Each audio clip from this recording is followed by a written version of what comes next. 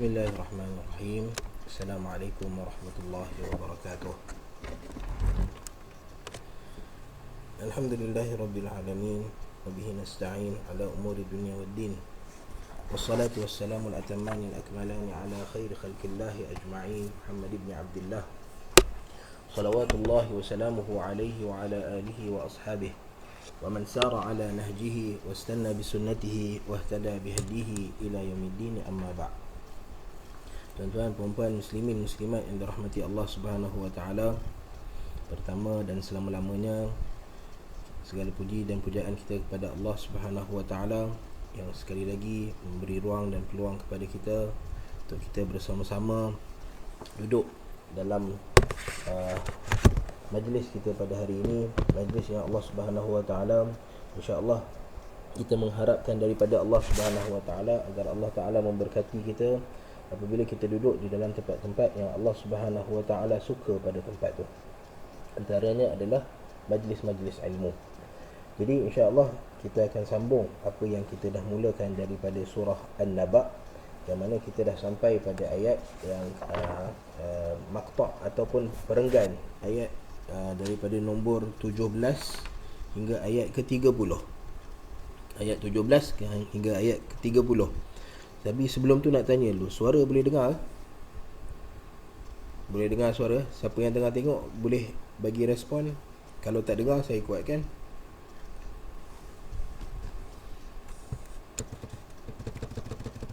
Boleh dengar? Boleh? Okey. Baik, insya-Allah. Pada sesi yang lepas kita dah ambil ayat yang ke-17, kita dah baca daripada ayat inna yawmal fasli kana miqata daripada surah An-Naba. Ayat ke-17, di mana kita dah bagi tahu bahawa kita dah tengok pada makna-makna perkataan, apa makna fasl, apa makna miqat, apa makna an-nafkhah, apa makna as-sur. Maka kita dah tengok. Jadi hari ini kita akan baca apa yang muallif rahimahullahu taala, iaitu Syekh Abu Bakar Jabir Al-Jazairi, apa yang ditafsirkan oleh Syekh Abu Bakar Al-Jazairi daripada ayat-ayat yang telah kita baca. Baik, kita pergi kepada makna ayat. Kita ambil buku. Semua ada buku masing-masing? Okey, ambil buku masing-masing dan kita baca insya-Allah. Baik, makna ayat. Kata muallif rahimahullahu taala, ba'da an dzakara ta'ala ayati qudratihi 'ala al-ba'th wal jazaa' alladhi ankarahu al-musyrikun wa ikhtalafu fihi, ذكر في هذه الآيات عرضا وافيا للبعث الآخر وما يجري فيه. Okay, kata muallif rahimahullahu taala, selepas Allah Subhanahu wa taala menceritakan tentang tanda-tanda kebesaran Allah Subhanahu wa taala. Kerana Allah Subhanahu wa taala dalam manhaj kita untuk mengambil ilmu ataupun kita untuk mengajar, maka di sana ada dua kaedah yang kita kena raih. Di mana yang pertama, kaedah dipanggil kaedah at-talaqqi. Kaedah at-talaqqi ni ialah apabila kita dengar sesuatu tu datang daripada Allah Subhanahu wa taala ataupun datang daripada Nabi sallallahu alaihi wasallam, maka kita terima. Kerana ia datang daripada Allah Subhanahu wa taala, Tuhan yang mencipta kita. Dan ataupun ia datang daripada Nabi SAW, manusia yang Allah Subhanahu wa taala pilih untuk jadi utusan Allah Subhanahu wa taala, Rasulullah. Kata Nabi SAW, innama ana abdullahi wa rasuluh faqulu abdullahi wa rasuluh. Nabi SAW kata, aku ni adalah hamba Allah Subhanahu wa taala dan rasul, utusan Allah Subhanahu wa taala. Maka jadikanlah aku rasul Allah Subhanahu wa taala. Lalu apabila kita dengar sesuatu tu datang daripada Allah Ta'ala dan sahih dan sabit daripada Nabi SAW, sebab daripada Al-Quran ni kita jaranglah orang pertikai kan, sebab Al-Quran ni dia pergi daripada satu generasi ke generasi yang lain secara mutawatir.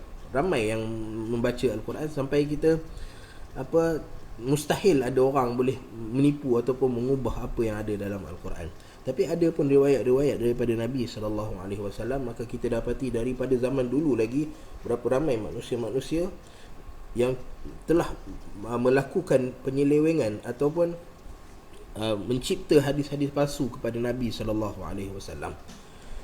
Lalu apabila kita dapati ada orang-orang yang seperti itu, maka apabila ada riwayat datang daripada Nabi SAW, maka tugas kita yang pertama adalah untuk kita pastikan bahawa riwayat itu thabit daripada Nabi SAW.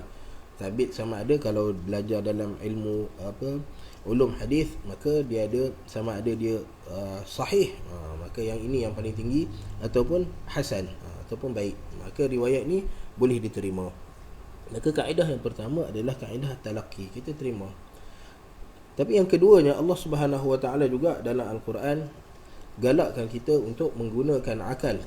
Allah Ta'ala tak cipta kita dengan sia-sia. Afahasibtum annama khalaqnakum abatha. Adakah kamu rasa Allah Ta'ala cipta diri kita sendiri ni sia-sia? Ataupun benda yang Allah Ta'ala bagi pada kita ni untuk tak ada kegunaan, tak ada fungsinya.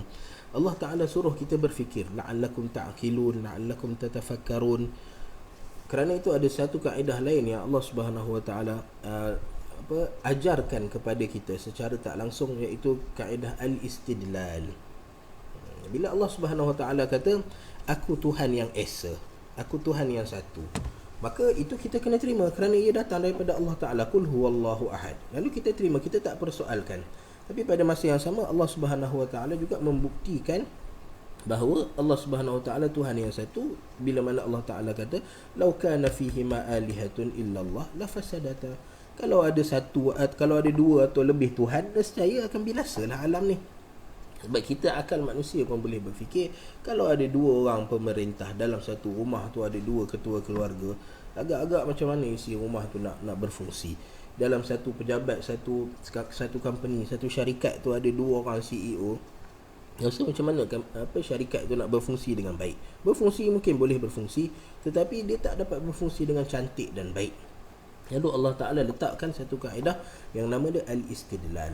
Maka Allah Subhanahu Wa Ta'ala bila sebut di dalam Al-Quran, dalam surah An-Naba ni, Allah Ta'ala sebut tentang anin naba'il azim alladhi hum fihi mukhtalifun, di mana kita dah sebutkan tentang apa dia an-naba'ul azim, iaitu perkara-perkara yang berkaitan dengan hari kebangkitan.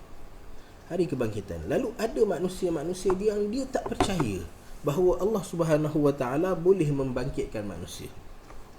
Lalu Allah Subhanahu Wa Ta'ala sebut, kita sebagai orang yang beriman pada Allah Subhanahu Wa Ta'ala, bila Allah Ta'ala cerita dalam Al-Quran adanya yaumul qiyamah dengan pelbagai nama yang Allah Ta'ala sebut dalam Al-Quran, dengan yaumul fasl, ada al-qari'ah, al-ataka hadithul ghashiyah, banyak nama yang Allah Ta'ala sebut dalam Al-Quran tentang hari kiamat. Lalu kita bila dengar bahawa Allah Ta'ala cerita tentang hari kiamat, maka first kali kita terima. Kemudian Allah Subhanahu Wa Ta'ala gerakkan akal kita istidlal, untuk beristidlal, di mana Allah Ta'ala dah sebut daripada ayat yang pertama sampai ayat yang ke-16 yang kita baca hari itu, bagaimana Allah Subhanahu Wa Ta'ala buktikan bahawa Allah Ta'ala setakat nak bangkitkan manusia ni pada hari kiamat benda mudah. Sebab apa? Allah Ta'ala kata, tengok alam di sekeliling kamu. Allah Ta'ala cipta benda yang lagi hebat, yang pada pandangan manusia benda yang lagi hebat. Kalau ikut dalam ayat Al-Quran, benda yang paling hebat Allah Ta'ala cipta adalah kita manusia. Laqad khalaqnal insana fi ahsani taqwim. Kita adalah benda paling hebat yang Allah Subhanahu Wa Ta'ala cipta. Tapi pada pandangan manusia, Allah Ta'ala nak gerakkan akal manusia. Allah Ta'ala kata, tengok keliling kamu, tengok sekeliling kamu. Allah Ta'ala kata, Allah Ta'ala jadikan bumi tempat kamu berpijak. Kamu tengok tanah tempat kamu berpijak ni dengan pelbagai jenis tanah. Ada tanah lembut, ada tanah keras, ada pasir, ada pelbagai jenis tanah. Dan kemudian kamu tengok pada al-jibal, kamu tengok benda-benda besar yang Allah Ta'ala cipta. Kalau bangunan yang manusia cipta yang tinggi, kadang-kadang 5, 6 tingkat, 7 tingkat, menara KL pun kamu dah nampak, oh ini hebat. Kamu tak tengok gunung Everest yang Allah Ta'ala cipta. Tengok gunung Kinabalu yang Allah Ta'ala cipta. Hebat ciptaan Allah Subhanahu Wa Ta'ala. Allah Ta'ala ciptakan kamu berpasang-pasangan. Manusia ada pasangan dia, binatang pun ada jantan betinanya, bunga pun tumbuh-tumbuhan pun ada jantan betinanya. Kemudian Allah Ta'ala bagi ada waktu rehat kamu, ada waktu kamu bekerja, ada waktu malam yang gelap. Lalu Allah Subhanahu Wa Ta'ala ciptakan, bila Allah Ta'ala cerita tentang penciptaan yang pada pandangan manusia ni, bila dia tengok, ini sangat hebat. Kalau benda yang lagi hebat pun Allah Ta'ala boleh cipta, setakat nak bangkitkan manusia yang daripada Allah Ta'ala bangkitkan manusia yang daripada dah ada. Kita ni dah ada, lalu kita mati, kemudian Allah Ta'ala nak bangkitkan, itu kerja yang lagi mudah bagi Allah Subhanahu wa Ta'ala. Lalu Allah Subhanahu wa Ta'ala, kata muallif, ba'da an dzakara ta'ala ayati qudratihi, Allah Ta'ala ceritakan tentang tanda-tanda kekuasaan dia, kudrah Allah Subhanahu wa Ta'ala, kehebatan Allah Subhanahu wa Ta'ala alal ba'thi wal jaza'. Allah Ta'ala membuktikan, bagi kaedah istidlal kepada kita, untuk membuktikan bahawa Allah Ta'ala berupaya untuk membangkitkan manusia pada hari kiamat nanti. Ada pun bagi kita orang yang beriman, bila Allah Ta'ala cerita je Allah Ta'ala akan bangkitkan, maka kita terus beriman kepada Allah Subhanahu wa Ta'ala. Maka Allah Ta'ala namakan, kata muallif, alal ba'thi wal jaza', manusia akan dibangkitkan dan kemudian manusia akan diberi balasan. Al-jaza', al-jaza' maksudnya balasan-balasan terhadap apa yang manusia telah lakukan. Lalu pembuktian Allah Subhanahu wa Ta'ala adalah untuk siapa? Sebab kalau kita orang yang beriman, kita terima apa daripada Allah Subhanahu wa Ta'ala, terutama perkara-perkara gaib yang mustahil untuk kita dapat selongkar, melainkan datang berita daripada Allah Ta'ala, datang berita daripada Nabi SAW. Lalu pembuktian ni, kata muallif rahimahullah, kepada siapa? Alladhi ankarahul musyrikun, kerana orang-orang musyrik yang ada dengan Nabi SAW di Makkah Al-Mukarramah, mereka ingkar kepada apabila Nabi SAW beritahu, apabila Nabi bawa datang ayat Al-Quran yang menceritakan tentang hari kiamat, maka orang-orang musyrik ini dia ingkar. Bal kadzabu bis-sa'ah, kata Allah Subhanahu wa Ta'ala. Antara benda yang menyebabkan mereka tak beriman dengan Nabi SAW ialah kerana mereka tak mempercayai adanya hari as-sa'ah, hari kebangkitan. Wakhtalafu fih, maka mereka ada sebahagian yang mempercayainya, ada sebahagian yang tak mempercayainya. Kemudian kata muallif, dzakara hadhil ayat, Allah Ta'ala kemudiannya bawa datang nak tunjukkan lagi bahawa peristiwa ni benar-benar berlaku. Maka Allah Subhanahu wa Ta'ala bawa datang al-ayat ardan wafia, Allah Ta'ala bentangkan dengan pembentangan yang lengkap. Wafi, wafi maksudnya yang lengkap, yang cukup bagi akal manusia untuk terima bahawa benda ini boleh. Apa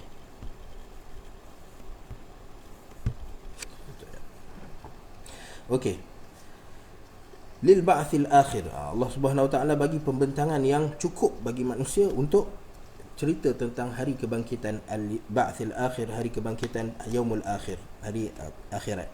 Wa ma yajri fihi, dan apa yang berlaku di dalamnya. Wa bada'a bi dzikril ahdathi lilinqilabil kauni, maka Allah Subhanahu wa Ta'ala memulakan cerita tentang hari kebangkitan ini, hari yaumul fasl, hari hari kiamat ini dengan cerita tentang inqilab. Inqilab maksudnya bumi yang ada ni terbalik, maka tak jadi dah seperti bumi. Thumma dzakara jazaa at-taghin tafsila, kemudian Allah Subhanahu wa Ta'ala ceritakan tentang balasan bagi orang-orang yang ingkar pada Allah Subhanahu wa Ta'ala, yang mana Allah Subhanahu wa Ta'ala sebut at-taghin, orang-orang yang melampaui batas, apabila mereka ingkar pada Allah Subhanahu wa Ta'ala dengan level keingkaran dia. Ada yang syirik, ada yang kufur pada Allah Ta'ala, ada yang buat dosa semata-mata. Lalu Allah Ta'ala kata muallif rahimahullahu ta'ala, maka setiap orang ni ada balasan-balasan yang Allah Subhanahu wa Ta'ala sediakan padanya, yang mana kita sebut tadi balasan yang Allah Subhanahu wa Ta'ala bagi adalah balasan yang thumma yujzahul jazaa'al awfa. Balasan yang Allah Ta'ala bagi adalah accordingly. Tak ada orang yang kena buat salah sikit tapi denda dia banyak, ataupun buat salah banyak denda dia sikit. Tak ada. Setiap orang dia ada, dia punya balasan dia adalah sesuai dengan amalan dia, perbuatan dia. Faqala azza wa jalla, maka kata Allah Subhanahu wa Ta'ala, inna yawmal fasl, dan kita dah bagi tahu bahawa al-fasl adalah al-hajizu baina syai'ain. Bila kita letak satu penghalang antara dua benda, maka itu adalah al-fasl. Di mana hari ini dinamakan dengan hari al-fasl kerana kalau kita ambil contoh, kalau kita pernah buka buku-buku yang orang Arab tulis, terutama buku fiqh. Buku fiqh ni bila kita buka, matan-matan fiqah ke, macam contoh matan Abi Syuja' contohnya, matan Abi Syuja' maka dicerita pasal al-miyah. Pada permulaan dia cerita pasal al-miyah allati yajuzu biha tathiru sab'u miyahin. Habis satu bab masuk bab yang lain. Bila nak pindah daripada bab ke bab, maka dia akan guna perkataan faslun. Contoh faslun wa juludul maitati tutharu bid dibaghi illa jildal kalbi wal khinziri. Contoh faslun setiap daripada bab, bila nak berpindah ke bab yang lain, maka dia akan guna perkataan faslun, sebab seolah-olah fasl ni dia bukan setakat hadis, tapi dia adalah pemutus. Dia putus antara dua bab. Lalu Allah Subhanahu Wa Taala nak gambarkan pada hari akhirat ini adalah hari di mana kata putus berlaku. Kata putus berlaku pada kita manusia, di mana kita dengan Allah Subhanahu Wa Taala pada hari itu baru kita dapat tengok. Dekat dunia ni mungkin kita boleh teka, kita ni tempat kita insya-Allah ke syurga Allah Taala. Kita tengok keadaan kita pun, kita tengok ni bila kita banyak buat dosa ni, tempat kita mungkin ke neraka Allah Subhanahu Wa Taala. Tetapi sampai pada hari kiamat, inilah hari kepastian, hari di mana kita dapat kata putus, kita akan pergi ke syurga atau neraka Allah Subhanahu Wa Taala. Begitu juga apabila kita berbalah benda-benda yang kita pertikaikan dekat dunia, kita berbalah dengan kawan kita, mana betul mana salah, siapa buat apa dalam kes-kes mahkamah. Kadang-kadang dekat dunia ni kita tengok ada kes-kes mahkamah yang kita pun tak tahu betul ke tidak ni, siapa betul siapa salah, dan pada hari tersebut Allah Subhanahu Wa Taala akan bagi kata pemutus. Dalam bab-bab urusan yang kita berbeza pandangan, tentang, kan hatta dalam bab akidah sendiri pun di kalangan manusia ada yang berbeza pandangan, maka pada hari kiamat nanti kita akan nampak semua benda akan jadi jelas depan mata kita. Kerana itu Allah Subhanahu Wa Taala namakan hari ini sebagai yaumul fasl. Maka kata muallif ai bainal khalaiq, Allah Taala antara sesama makhluk, Allah Taala akan jadikan hari ini hari pemutus, di mana bila mana Allah Subhanahu Wa Taala bentangkan amalan-amalan kita, maka amalan yang kadang-kadang kita rasa baik kita buat dekat dunia ni, kan ada amalan-amalan tertentu yang kita buat dan kita rasa ini amalan yang baik, apa salahnya aku buat amalan ni, aku hanya sebut zikir-zikir pada Allah Subhanahu Wa Taala, tapi tanpa kita sedar bahawa benda-benda yang kita buat tu melanggari perintah yang dibawa oleh Nabi sallallahu alaihi wasallam. Lalu pada hari tersebut, maka Allah Subhanahu Wa Taala akan tunjukkan pada kita sama ada amalan kita itu betul atau salah. Ai bainal khalaiq, di antara makhluk-makhluk Allah Taala. Kana miqata, Allah Ta'ala kata inna yawmal fasli kana miqata, adalah sesuatu yang telah ditetapkan Allah Subhanahu Wa Ta'ala. Miqat telah ditetapkan Allah Subhanahu Wa Ta'ala. Yaumul fasl ni juga adalah yaumul qiyamah. Maka ada orang yang bila kita sebut tentang hari kiamat ni, maka kita kena tahu bahawa yaumul fasl yang Allah Ta'ala cerita ni adalah hari kiamat yang dipanggil yaumul akhirah. Adapun yaumus saah, maka ada riwayat daripada Nabi sallallahu alaihi wasallam yang Nabi bagi tahu bahawa yaumus saah ni dia berlaku, ada al-kubra dengan ada yang as-sughra. Kalau insah ta'bir, ada kiamat yang besar iaitu hari yaumul fasl yang Allah Taala sebut ni, dan ada hari saah, hari kiamat yang lain, di mana kematian itu adalah hari kiamat. Bagi setiap orang hari kematian dia tu adalah hari kiamat bagi dia. Walau bagaimanapun, riwayat yang kata man mata faqad qamat qiyamatuh, siapa yang mati maka telah berlakulah kiamat bagi diri dia. Maka kalam ni makna dia sahih, tetapi lafaz ni lafaz yang maudhu'. Lafaz yang maudhu', maka kita tak boleh bila kita baca man mata faqad qamat qiyamatuhu, maka kita kata ia adalah daripada Nabi sallallahu alaihi wasallam, maka itu salah. Kerana hadis ni, kalau riwayat ni riwayat yang maudhu', tapi makna dia sahih kerana ada datang satu riwayat lain daripada Nabi sallallahu alaihi wasallam, hadis dalam Bukhari dan Muslim, di mana Nabi sallallahu alaihi wasallam kata la yudrika hadzal haram hatta ta'tikum sa'atukum. Sebab ada orang tanya Nabi SAW, tanya, wahai Rasulullah, bila datang hari kiamat? Maka Nabi SAW tengok pada seorang budak lelaki yang tanya tu sahabat yang dah dewasa. Maka Nabi tunjuk pada seorang budak lelaki. Maka Nabi kata, la yudrika hadzal haram hatta ta'tikum sa'atukum. Budak ni dia takkan sampai usia tua dia sampailah kamu datang kepada kamu sa'atukum, hari kematian kamu. So maksudnya Nabi SAW bagi tahu bahawa kematian kita juga adalah hari kiamat bagi kita. Cuma kita kena ingat riwayat tentang faqad qamat qiyamatuh adalah riwayat yang batil, yang tak boleh kita nisbahkan kepada Nabi SAW. Okey. Lalu kana miqata, Allah Subhanahu Wa Taala bagi tahu bahawa hari al-fasl al-kiamat yang kubra ini, hari kiamat ini adalah kana miqata. Miqata telah ditetapkan oleh Allah Subhanahu Wa Taala. Kata Al-Qurtubi, kita tengok kan dia ada nombor 1 dekat situ. Dia ada nota kaki, ay waqtan mujma'an lil awwalin wal akhirin lima wa'ada Allah min al-jazaa'i wa summiya bi yaumil fasl li'anna Allah Ta'ala yafsilu fihi bainal khalaiq. Maka Allah Subhanahu Wa Taala letak miqata, maksudnya bila dah ada satu tempoh. Kata Al-Qurtubi, maksudnya semua daripada zaman Nabi Adam AS sampailah ke akhir manusia nanti, maka semua akan dibangkitkan pada hari yang sama. Sebab Allah Subhanahu Wa Taala dah bagi tahu, dah ditetapkan tempoh dia. Kemudian kata muallif, lima a'addallahu lil mukadzibina bi liqa'ih. Allah Subhanahu Wa Taala pada hari tersebut Allah Taala telah menyediakan bagi al-mukadzibina bi liqa'ih, sesiapa sahaja yang mendustakan semasa di dunia dulu, dia telah mendustakan bahawa akan ada hari dia bertemu Allah Subhanahu Wa Taala. Maka pada hari Yaumul Fasl ni Allah Taala akan tunjukkan pada dia bahawa Allah Subhanahu Wa Taala ada dan Allah Taala telah membangkitkan manusia. Al-kafirina bi tauhidih, Allah Taala walaupun pada hari itu hari kiamat ni adalah hari Allah Ta'ala bagi balasan jazaa'ul husna, ada dapat balasan baik, ada dapat balasan buruk, tetapi dalam ayat-ayat ini Allah Ta'ala cerita tentang balasan buruk, kerana ayat surah An-Naba ini datang untuk tahdid, untuk bagi peringatan pada manusia, untuk bagi ancaman pada manusia.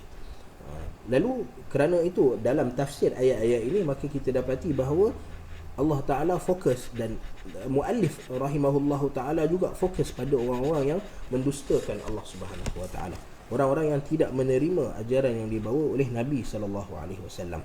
Al-kafirina bi tauhidih, orang yang kufur kepada tauhid Allah Subhanahu Wa Ta'ala, iaitu orang-orang yang syirik pada Allah Subhanahu Wa Ta'ala.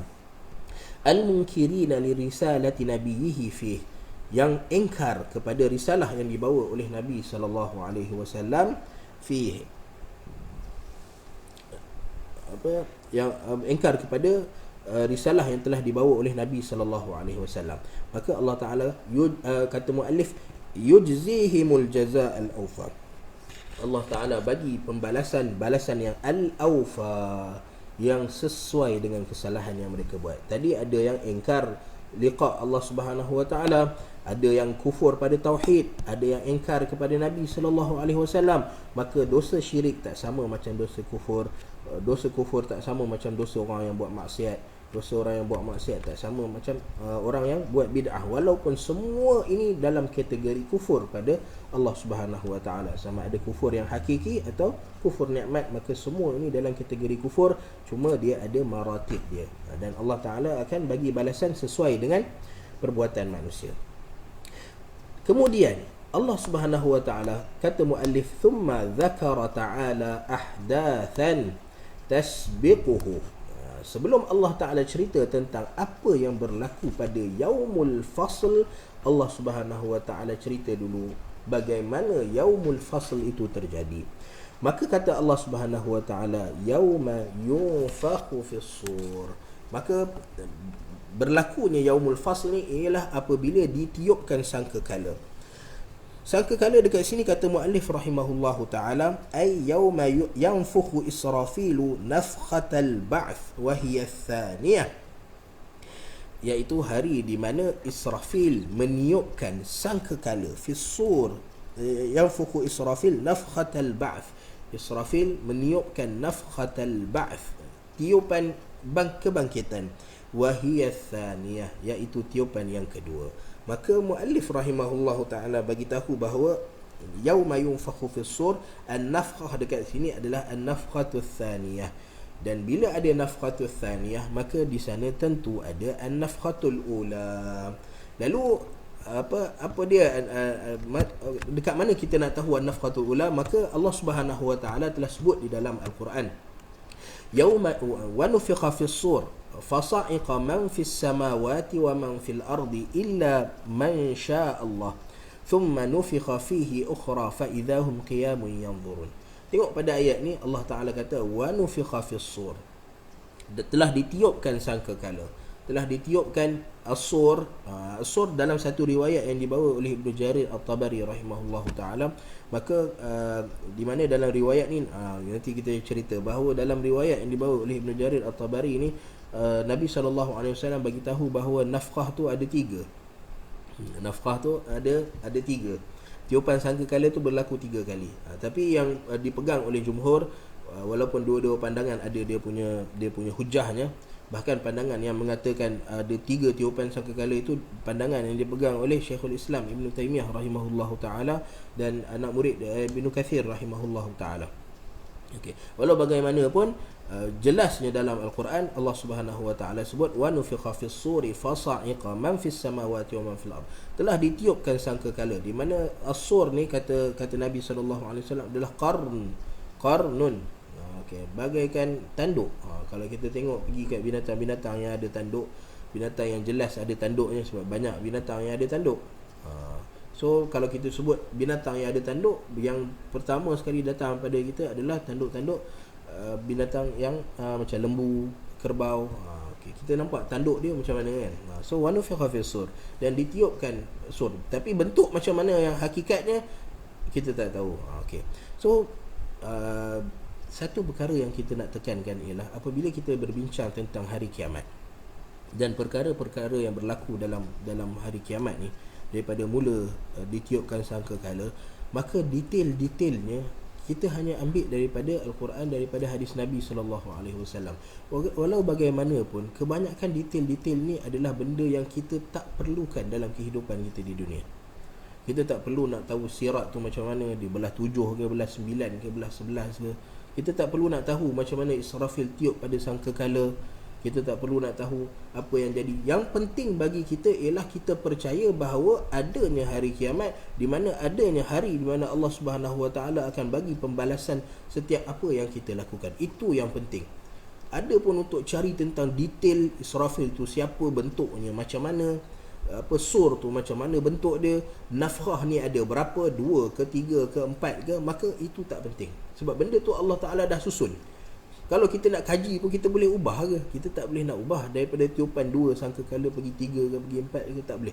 So benda-benda yang detail yang kita tak perlukan, maka kita tak perlu habiskan masa kita. Melainkan kalau ada orang masa lebih dia nak tahu, maka tak ada masalah. Maka Allah Taala kata wa nufikha fis sur, telah ditiupkan sangkakala, fasa'iqa man fis samawati wa man fil ard. Sa'iqa terkejut dan lalu meninggal dunia, lalu mati. Tiupan sangkakala yang pertama adalah tiupan yang membinasakan man fis samawati wa man fil ardi illa man syaa Allah. Yang membinasakan semua yang ada dekat alam ni, dekat dunia ni, man fis samawat, di langit dan di bumi. Semua yang ada di langit dan di bumi semua mati, meninggal dunia, illa man syaa Allah, kecuali sesiapa yang Allah Taala kehendaki.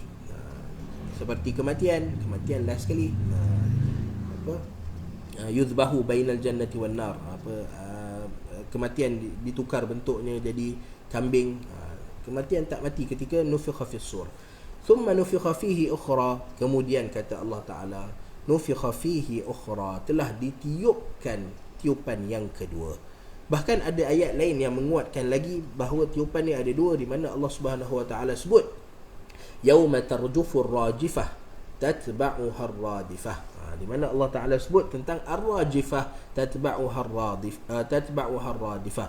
Kerana itu kebanyakan mufassir seperti Qatadah, Ad-Dhahhak, maka mereka sebutkan bahawa ar-rajifah adalah tiupan yang pertama. Maka tiupan yang pertama, dan ar-radifah, radifah ni asal dia macam hadis daripada Muaz bin Jabal, kuntu radifan Nabi sallallahu alaihi wasallam, ataupun kuntu radfan Nabi sallallahu alaihi wasallam, pembonceng ikut kat belakang. So radifah adalah benda yang datang selepas ada benda yang pertama yang ikut dekat belakang. Di mana yang pertama tu kata Allah Subhanahu Wa Taala adalah ar-rajifah, benda yang menyebabkan berlakunya getaran. Okey. Dalam tempat yang lain Allah Subhanahu Wa Taala namakan tiupan yang pertama ini ma yanzuruna illa sayhatan wahidah ta'khudhuhum wa hum yakhsimun. Dalam surah Yasin Allah Subhanahu Wa Taala sebut ma yanzuruna illa sayhatan wahidatan ta'khudhuhum wa hum yakhsimun fala yastati'una tawsiyatan wala ila ahlihim yarji'un wa nufikha fis sur. Okey, tengok Allah Taala sebut dua kali. Di mana yang pertama tu, nafkah yang pertama kata Allah Subhanahu Wa Taala ia bagaikan jeritan. Kenapa dalam pertama Allah Taala kata ia bagaikan jeritan, tapi yang kedua Allah Taala kata wa nufikha fis sur, ditiupkan sangkakala. Bukankah dua-dua ini tiupan sangkakala? Tetapi tiupan yang pertama manusia dapat tengok dan dapat dengar. Fasa'iqah. Tapi pada waktu tu kerana tiupan jeritan yang kuat tu, sayhah, yang jeritan yang kuat tu, maka menyebabkan manusia semua mati. Walau bagaimanapun mereka sempat untuk tengok, untuk dengar sayhah tersebut. Tengok wallahu alam, tapi untuk dengar sayhah tersebut. Wa nufikha fis sur, dan kemudiannya barulah datang nafkhah yang kedua, wa nufikha fis sur. Wa nufikha fis sur. Antara ada riwayat hadis yang diriwayatkan oleh muttafaqun alaih, Syaikhain Bukhari dan Muslim, daripada Abu Hurairah radhiyallahu taala an.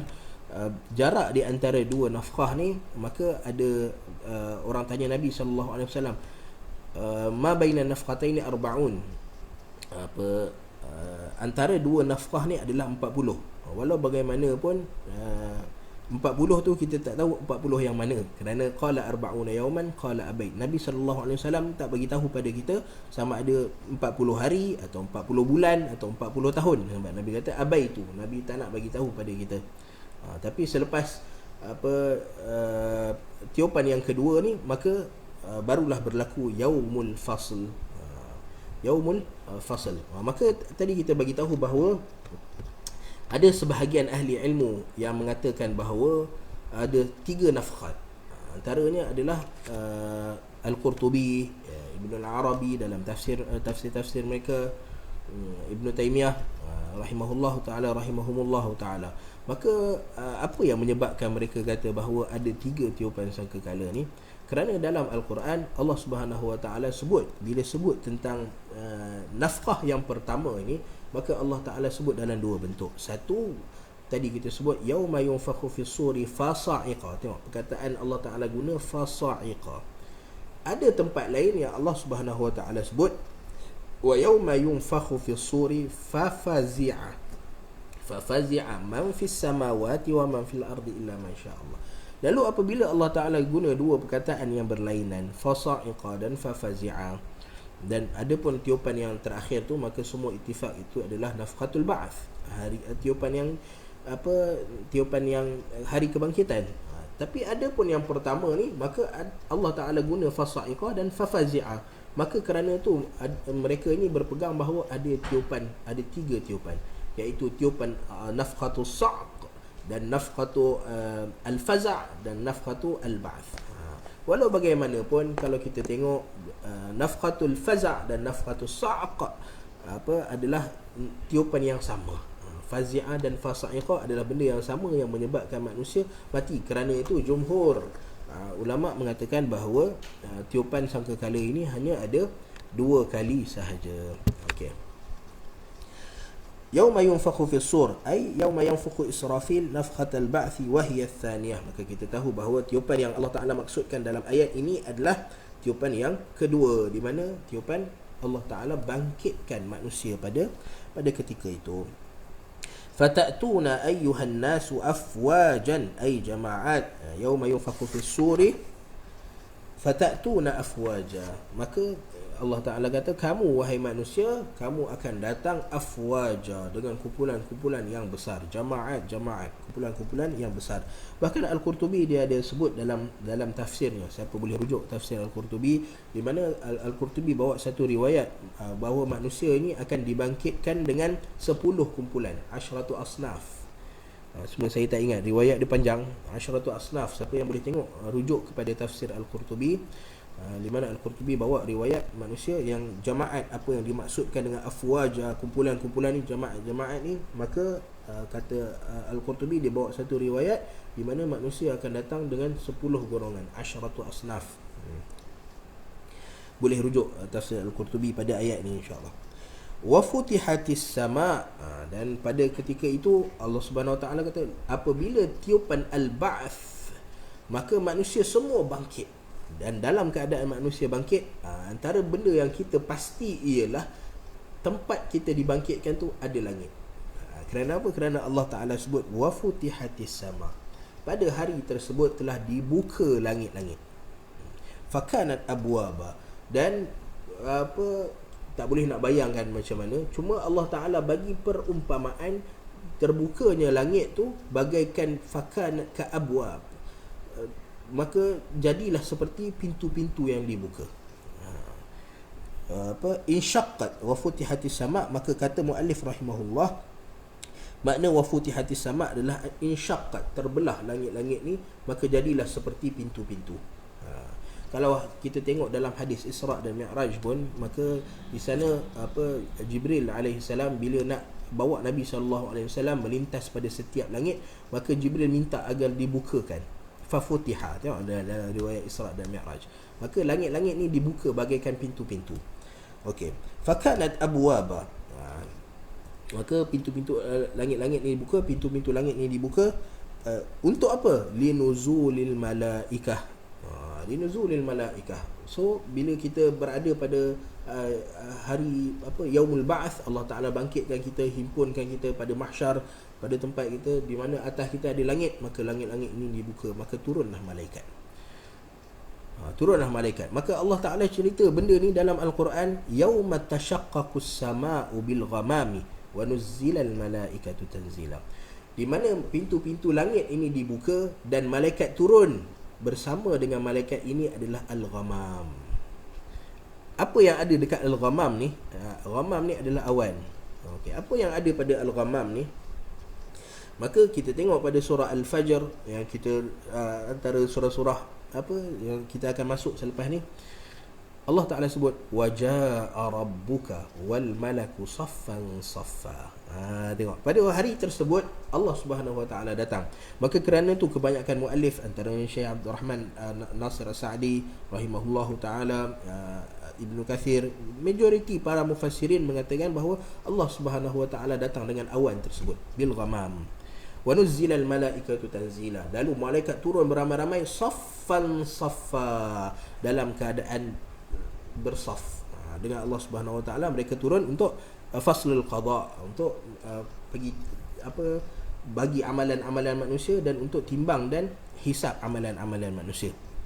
Maka kita tahu bahawa prosesnya adalah Allah Subhanahu Wa Ta'ala turun dengan al-ghamam dan malaikat, sama ada saf, bentuk saf malaikat, maka kita tak perlu nak peningkan kepala kita. Malaikat saf, bersaf seperti askar ke, saf ikut langit ke, maka yang kita tahu Allah Ta'ala cerita wal malaku saffan saffa, malaikat semua dalam keadaan berbaris.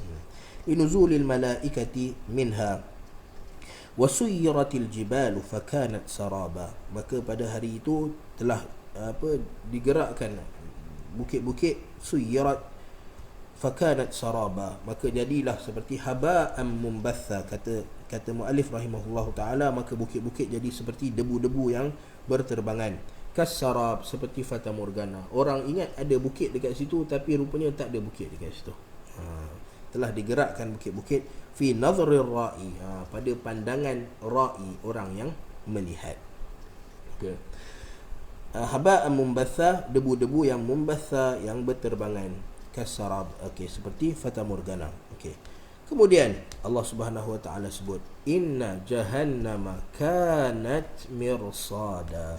Allah Subhanahu Wa Ta'ala kata sesungguhnya neraka Jahannam itu mirsada, dan kita dah terangkan.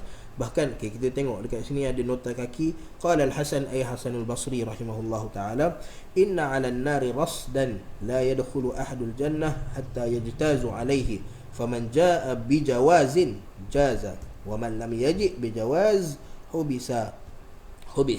Wal mirsad al makan al rasdi ay ar raqabah. Maksudnya nak masuk dalam syurga ni dia ada tol dia.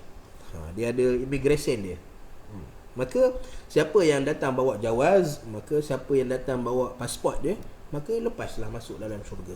Ada pun siapa yang tak lepas, siapa yang tak bawa pasport dia, maka dia akan ditahan. Maka dia punya penjaga tol ni, mirsad ini adalah neraka Jahannam. Okay. Neraka Jahannam ni Allah Subhanahu Wa Taala cerita tentang neraka Jahannam. Allah Ta'ala kata dalam Al-Quran, lepas Allah Ta'ala kata waja rabbuka wal malaku saffan saffa, lalu neraka Jahannam ni dia tengok manusia daripada mana? Apabila dia dibawa waji'a yauma idzin bi jahannam, ketika mana manusia tengah duduk dekat situ, maka Allah Subhanahu Wa Ta'ala bawa neraka Jahannam untuk dipersembahkan depan semua manusia. Dalam hadis dalam Sahih Muslim ada satu riwayat daripada Nabi SAW, di mana Nabi SAW kata yu'ta bi jahannam yawma idzin laha 70,000 zimamin ma'a kulli zimamin 70,000 malakin yajurrunaha. Maka dibawa neraka Jahannam pada hari tersebut, laha 70,000, 70,000 tali. Zimam ni adalah, kalau kita tengok kuda bila kita kan ada orang tarik dia punya pasang dia punya tali dekat muka dia, dan kemudian kita tarik, itulah zimam. Laha 70,000 zimam, ada 70,000 tali kekangan kuda tu tarik. Lalu Allah Ta'ala perumpamakan neraka Jahannam ni macam kuda, ada tali untuk tarik dia. Ma'akulli zimamin, setiap tali tu ditarik oleh 70,000 malak, 70,000 malaikat akan tarik. Hadis ni dalam Sahih Muslim. Maka apabila neraka Jahannam dibawa depan manusia, maka neraka Jahannam pun jadilah penjaga tol, yang mana kata muallif, kata Al-Hasan Al-Basri, dia akan jadi penjaga tol.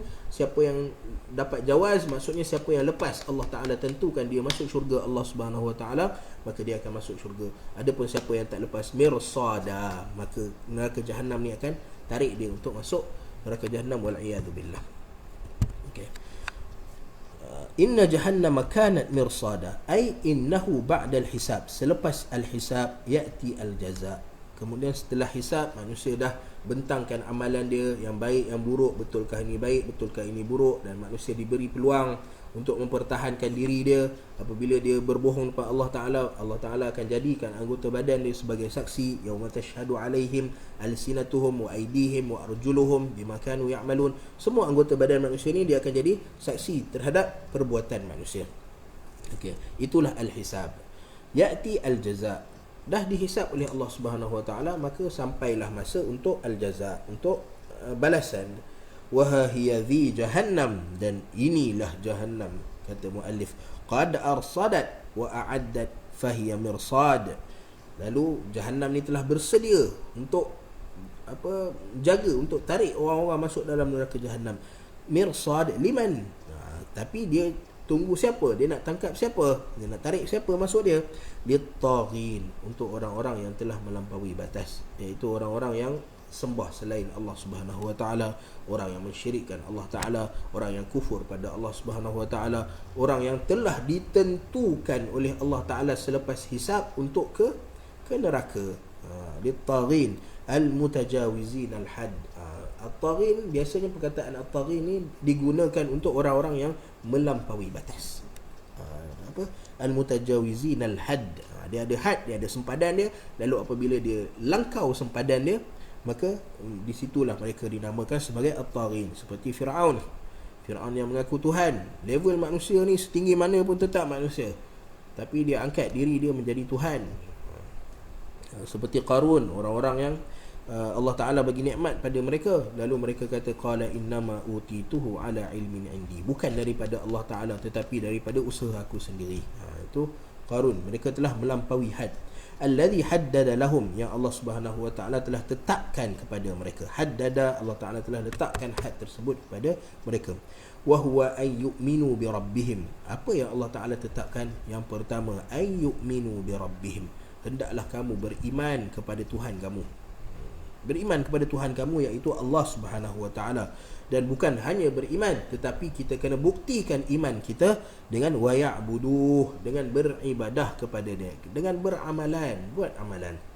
Sebab tu iman ni dia tiga perkara. Rukun iman, terdirinya iman dengan tiga perkara, dengan i'tiqad kita, dengan iqrar bil lisan, dengan al-amal bil jawarih. Tiga ni mesti ada. Sebab kita tak boleh nak mengaku iman tanpa ada amal. Macam mana kamu nak membuktikan bahawa kamu beriman pada Allah Ta'ala? Adakah cukup dengan lisan kamu je? Tak, tapi dengan ya'buduh. Kita kena buktikan dengan ibadah kita, dengan amalan kita kepada Allah Subhanahu Wa Ta'ala wahdah, satu-satunya pada Allah Subhanahu Wa Ta'ala. Sebab tu Allah Ta'ala namakan diri dia sebagai Allah, yakni al-ilah al-mustahaq lil ibadah, yang layak disembah, yang layak diabdikan diri hanyalah Allah Ta'ala sahaja, semata-mata. Okey. Wa yataqarrabu ilaihi bi fi'li mahabbihi wa tarki makarihihi. Dan Allah Ta'ala minta supaya kita sentiasa berusaha untuk mendekatkan diri kita kepada Allah Subhanahu Wa Ta'ala. Dekatkan diri kita pada Allah Subhanahu Wa Ta'ala dengan kita melakukan perkara-perkara yang mendatangkan mahabbah, kasih sayang Allah Subhanahu Wa Ta'ala, dan tinggalkan perkara-perkara yang mendatangkan al-kurh, kebencian, kemurkaan Allah Subhanahu Wa Ta'ala. Makarih, benda-benda yang Allah Ta'ala benci. Mahabbun maksudnya benda-benda yang Allah Subhanahu Wa Ta'ala suka. Fatajawazu dhalika ila al-kufri bi rabbihim. Walau bagaimanapun ada manusia-manusia yang melampau ataupun melangkaui batas, Allah Ta'ala suruh beriman lalu dia kufur kepada Tuhannya. Allah Subhanahu Wa Ta'ala suruh ibadah kepada Allah Ta'ala lalu dia syirik, wal isyraku bih, syirik kepada Allah Subhanahu Wa Ta'ala. Wa takdzibu rasulih, wa takdzibi rasulih, dan telah mendustakan utusan-utusan Allah Subhanahu Wa Ta'ala. Pada kita telah mendustakan Nabi SAW. Wa fi'li makarihi, dan telah melakukan perkara-perkara yang membawa kepada kemurkaan Allah Subhanahu Wa Ta'ala. Wa tarki mahabbihi, dan meninggalkan perkara-perkara yang membawa kepada sayang Allah Subhanahu Wa Ta'ala. Haula'i humut taghun, dan itulah orang yang kufur, yang syirik, yang takdzib, yang mendustakan Nabi, yang buat perkara-perkara Allah tak suka, yang tinggalkan perkara-perkara yang Allah Ta'ala suka, maka itulah haula'i humut taghun. Maka kata muallif, mereka itulah orang-orang yang digelar sebagai at-taghun, orang-orang yang melampaui batas. Alladhi arsadat lahum jahannam, orang-orang yang neraka jahannam tunggu je, tengok pasport, tunggu nak walaupun minta tengok pasport, tapi mengharapkan agar mereka tak ada pasport agar neraka jahannam dapat tarik mereka masuk dalam neraka, wal iyad billah. Fakan lahum mirsadan wa marja'an wa ma'aba. Lalu orang-orang yang disebut sebagai at-taghun ini, maka tempat kembali mereka, marja'a daripada rujuk, daripada pulang, tempat pulang mereka adalah neraka jahannam. Ma'ab daripada ma'ab maksud dia tempat kembali juga, tempat kediaman mereka adalah neraka jahannam. Kemudian labithina fiha ahqaba, dan apabila mereka ni masuk dalam neraka jahannam, labithin, mereka akan duduk untuk satu tempoh, fiha, di dalamnya, ahqaba. Kita dah sebut perkataan ahqaba, dia boleh datang daripada perkataan huqub, huqubun ataupun hiqbatun ataupun huqbah. Dia boleh tiga, huqub, hiqbah atau huqbah. Tetapi macam mana sekalipun, ahqabah ini tetap maksud dia zaman, masa. Okey, ahqabah. Cuma perbezaan dia adalah pada huqub. Mungkin huqub ni maksud dia generasi-generasi. Tanpa kita letak sempadan berapa lama generasi, mungkin 100 tahun, mungkin 200 tahun, satu generasi. Atau hiqbah, juga perkataan yang digunakan dalam Arab untuk menunjukkan masa. Dan huqbah, okey, ada nota kaki dekat sini yang mengatakan bahawa Al-Qurtubi mengatakan bahawa huqbah dengan ad-dhamm was sukun maksud dia adalah 80 sanah, 80 tahun. Labithina fiha ahqaba. Kalau satu huqbah itu 80 tahun, maka orang-orang ni duduk dalam tu ahqaba, banyak kali 80 tahun. Sampai bila? darat 3 ke, darat 4 ke, darat 5 ke, darat 6 ke, Allah Ta'ala tak bagi dia punya penghujungnya. Maksudnya setiap kali habis satu tempoh, katalah habis 80 tahun, maka datanglah tempoh 80 tahun yang baru. Hukuman yang sentiasa yatajaddad, sentiasa diperbaharui, 80 tahun, 80 tahun dan 80 tahun, sehinggalah ila an yasha Allah, sehinggalah waktu satu tempoh yang Allah Subhanahu Wa Ta'ala telah tetapkan. La yadhuqun, maka apa yang berlaku kepada ahli-ahli neraka Jahannam ini? La yadhuquna fiha barda ay nauma. Okey, mereka tidak akan dapat rasa tidur. Bard, bard ini maksud dia tidur, kerana Allah Subhanahu Wa Ta'ala bila turunkan Al-Quran ni, Allah Ta'ala turunkan dengan bahasa-bahasa yang meraihkan semua kabilah-kabilah Arab. Lalu ada di antara kita dah sebut dah hari tu bila kita takrifkan tentang makna bard ni maksud dia tetap. Dia tak bergerak. So benda keadaan manusia bila dia tetap hanyalah ketika mana dia tidur. Ketika kita mengajar pun kita gerak-gerak juga. Tapi dalam keadaan tidur, manusia sendiri dia rasa apa? Orang yang tengok dia mungkinlah nampak dia golek sana golek sini kan. Tapi dia sendiri bila tidur dia duduk dalam keadaan tetap. So bar ini maksud dia tetap, maka keadaan manusia tetap adalah ketika mana dia tidur. Bahkan ini dikuatkan lagi dengan kata tengok, min syawahidul bar bermakna naum qaul al-arab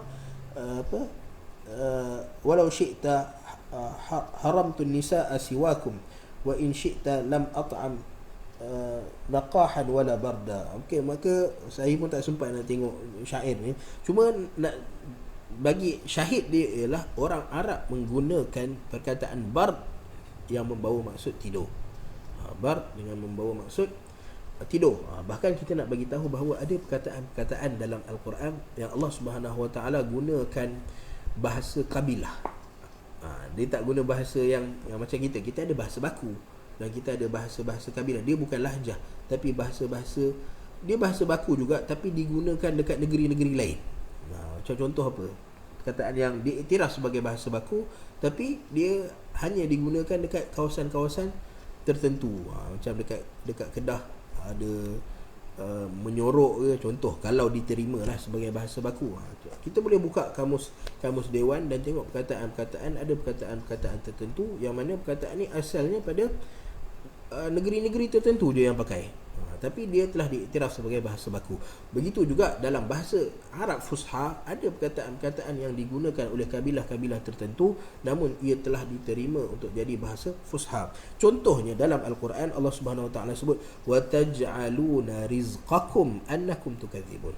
Wa taj'aluna rizqakum annakum tukadzibun. Lalu kalau kita nak ambil makna rizqakum, maksud dia rezeki kamu telah menjadikan rezeki kamu dengan kamu mendustakannya, maksudnya kamu tak nisbahkannya pada Allah Subhanahu Wa Ta'ala. Lalu kita jadi dia tak kena pada makna dia.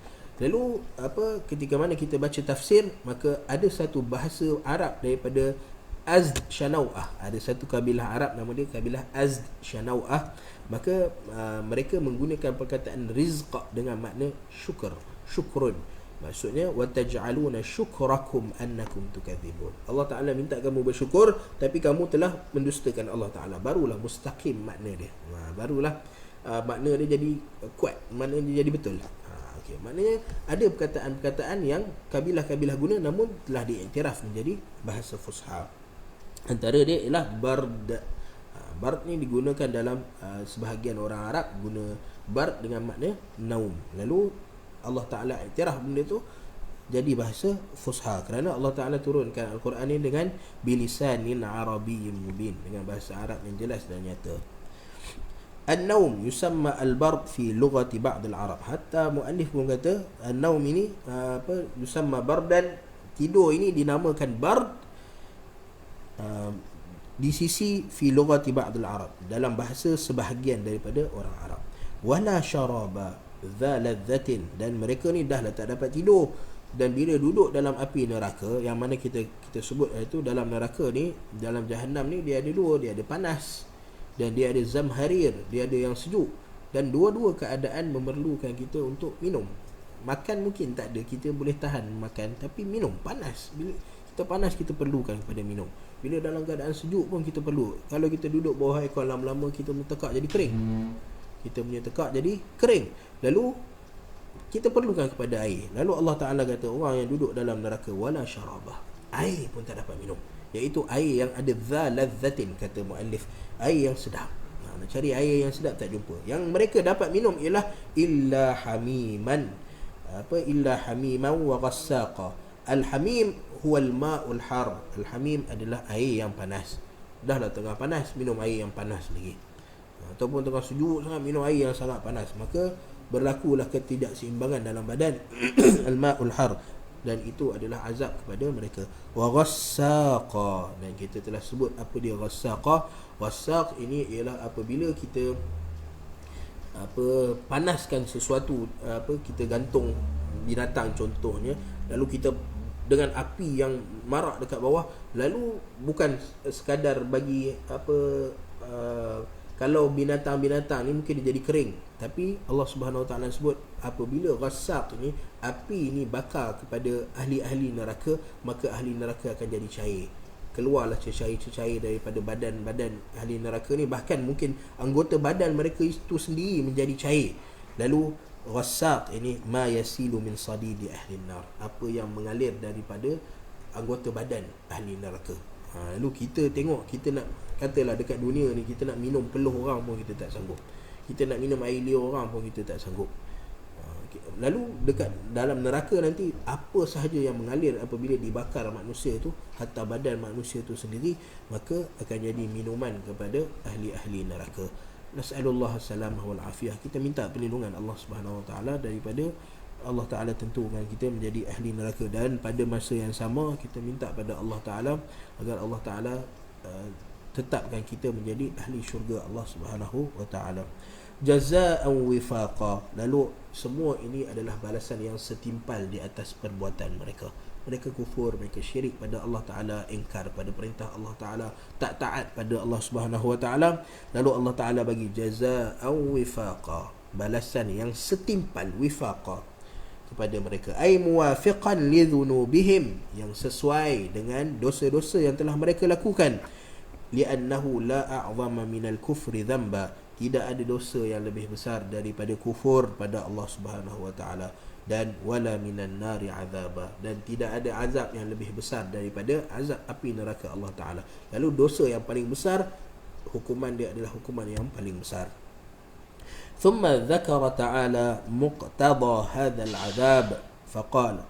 Lalu Allah Subhanahu Wa Taala bagi tahu kenapa Allah Taala azab mereka dengan azab seperti ini.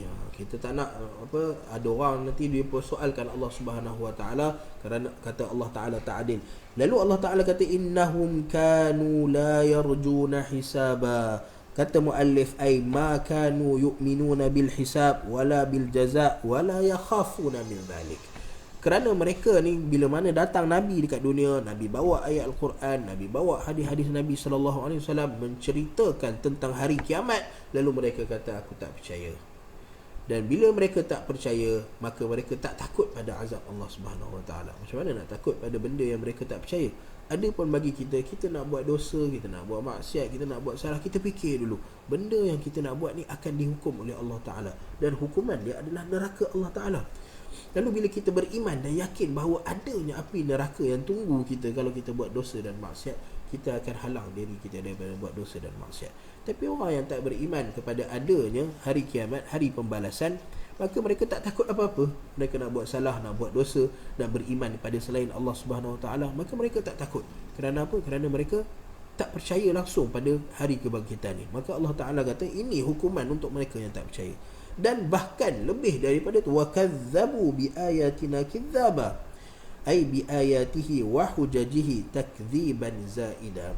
Dahlah tak nak percaya pada apa yang dibawa oleh Nabi SAW, lantas panggil Nabi pula Nabi ni pembohong, Nabi ni tukang sihir, Nabi ni bawa benda-benda yang bukan-bukan.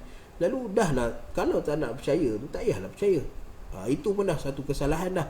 Tapi lebih daripada itu, sebab tu muallif kata zaida, dia lebih pula daripada itu adalah dia mendustakan Nabi SAW.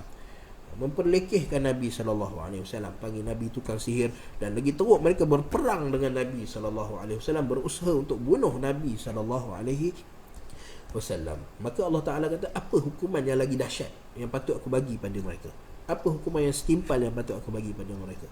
Mereka buat ni seolah-olah mencabar Allah Subhanahu Wa Ta'ala, lalu Allah Ta'ala bagi azab yang paling besar, iaitu neraka Allah Subhanahu Wa Ta'ala.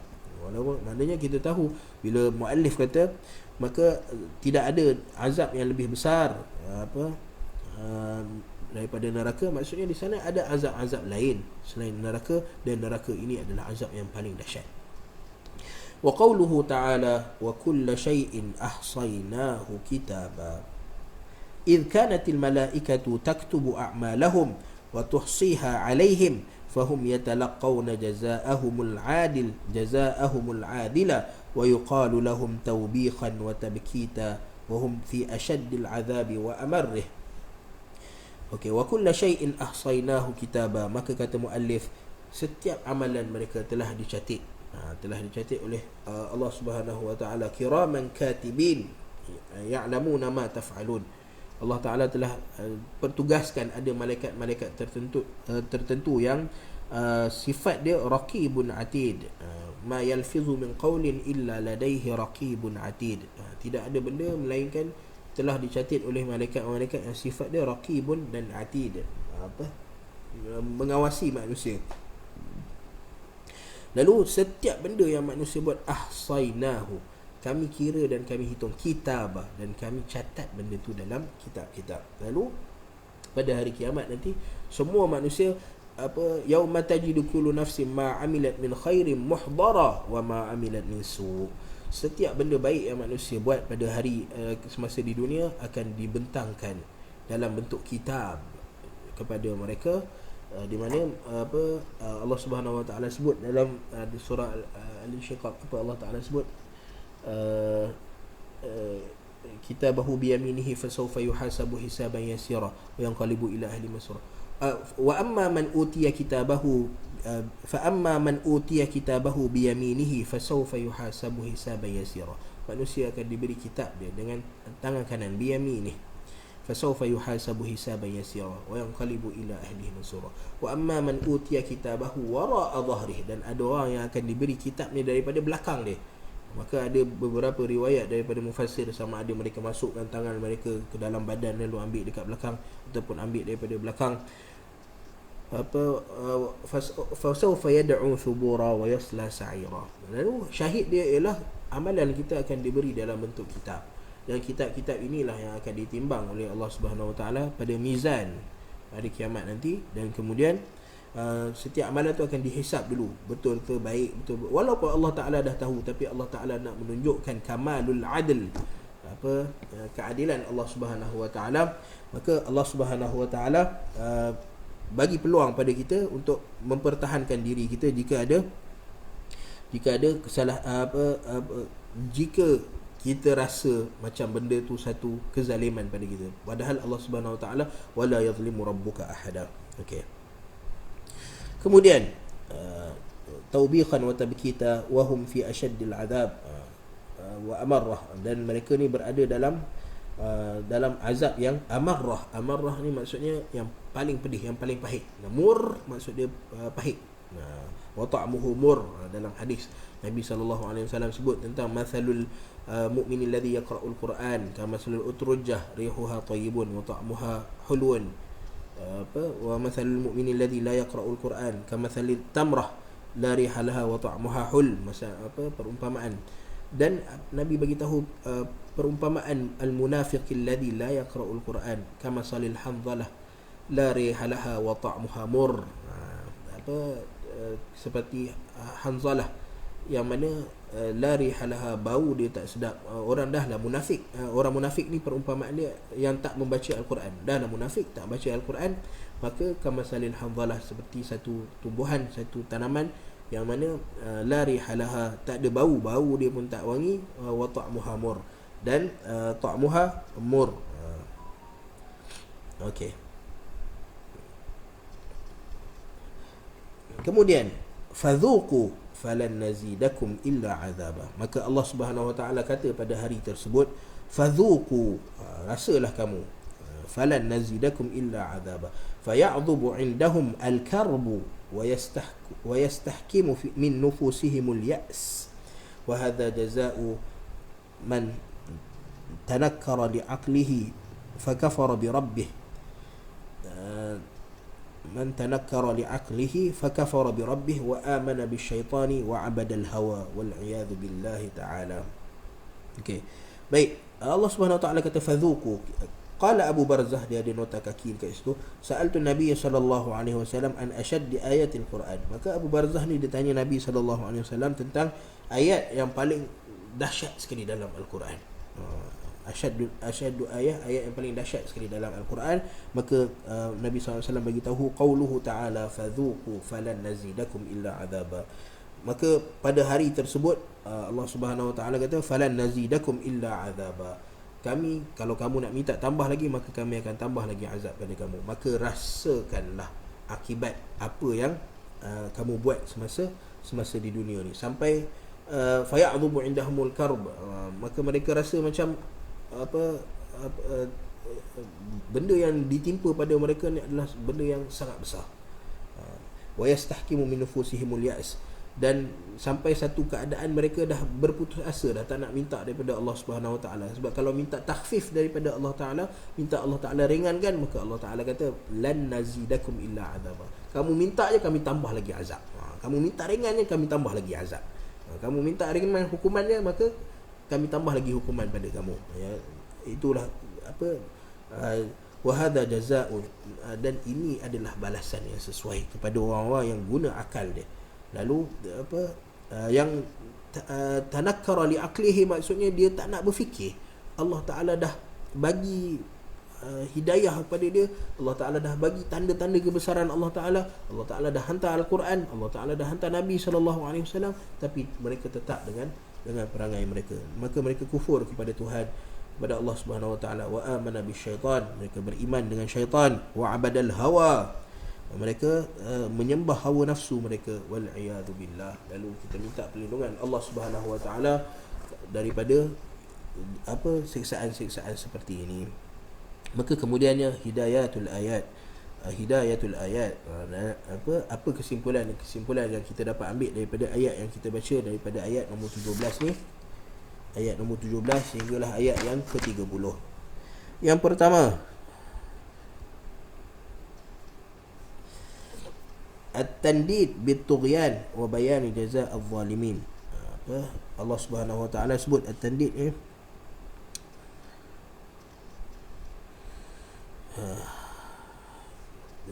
at-tandid bit-tughyan, satu ancaman kepada orang-orang yang melampaui batas, at-tughyan wa bayan jazaa' adh-dhalimin, dan penerangan Allah Taala bagi detail jazaa' adh-dhalimin, balasan kepada orang-orang yang melakukan kezaliman. Maksud kezaliman dekat sini adalah melakukan kekufuran dan maksiat kepada Allah Subhanahu wa taala.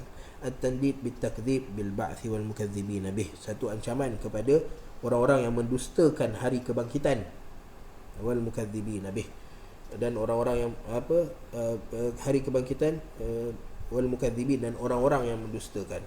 Maksudnya kalau kita ada i'tiqad bahawa kita tak percaya pada hari kebangkitan, Allah Taala datangkan ayat ni untuk kita yakin balik bahawa Allah Subhanahu Wa Taala, antara cara Allah Subhanahu Wa Taala nak bangkitkan keyakinan kita adalah dengan bawa datang ayat-ayat azab seperti ini untuk membuktikan bahawa benda-benda ini betul-betul terjadi, lalu hati kita tersentuh, lalu kita terus beriman kepada Allah Subhanahu Wa Taala. Yang ketiga, a'malul ibad mu'minuhum wa a'malul ibad mu'minihim wa kafirihim kulluha muhsatun 'alaiha wa yujzauna biha. Setiap amalan manusia, sama ada yang beriman kepada Allah Subhanahu wa taala ataupun yang kufur pada Allah Taala. Kadang-kadang kita rasa kita beriman pada Allah Taala, lalu kita relax dia nak berdepan dengan Allah Subhanahu wa taala, sedangkan Allah Taala akan kira amalan kita. Macam kita sebut tadi, ada orang yang rasa dia buat amalan-amalan yang baik, tapi sebenarnya Allah Subhanahu wa taala hitung benda-benda tu dalam amalan-amalan yang tidak diterima oleh Allah Subhanahu wa taala. Kerana kita tahu syarat amalan kita untuk diterima oleh Allah Subhanahu wa taala ada dua. Yang pertama, ikhlas pada Allah Subhanahu wa taala. Ini penting. Dan yang keduanya adalah mutaba'atun Nabi sallallahu alaihi wasallam, ikut petunjuk dan panduan Nabi sallallahu alaihi wasallam. Sebab tu kalau kita langgar salah satu daripada benda ni, kita beribadah tapi tidak ikhlas pada Allah Taala, buat untuk orang lain, maka Allah Subhanahu Wa Taala tak terima amal kita. Begitu juga orang yang dah ikhlas, cukup ikhlas, tapi mereka tak ikut panduan Nabi sallallahu alaihi wasallam, juga Allah Subhanahu Wa Taala tak terima amalan mereka. Sebab tu kita berhati-hati. Walaupun kita dah beriman pada Allah Subhanahu Wa Taala, tapi kita tetap ihtiyatan, kita tetap ambil langkah berhati-hati, perbanyakkan amal kita, belajar ilmu yang memberikan kita pengetahuan tentang amal yang sebenar-benarnya dibawa oleh Nabi sallallahu alaihi wasallam. Kerana setiap amalan manusia muhsah akan dihitung oleh Allah Subhanahu Wa Taala. Wa yujzauna biha, dan setiap perbuatan manusia akan dibalas oleh Allah Subhanahu Wa Taala. Yang keempat, taqriru aqidatil ba'thi wal jazai bi dhikri athariha.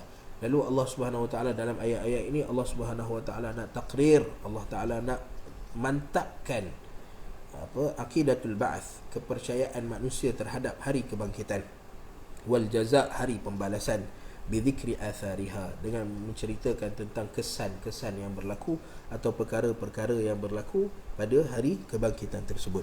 Di mana benda Allah Taala cerita tentang hari kiamat ni benda yang detail, benda yang sangat detail, yang mana bila kita dengar perkara-perkara seperti ini, kita mustahil untuk manusia mustahil untuk kita mendustakan perkara tersebut.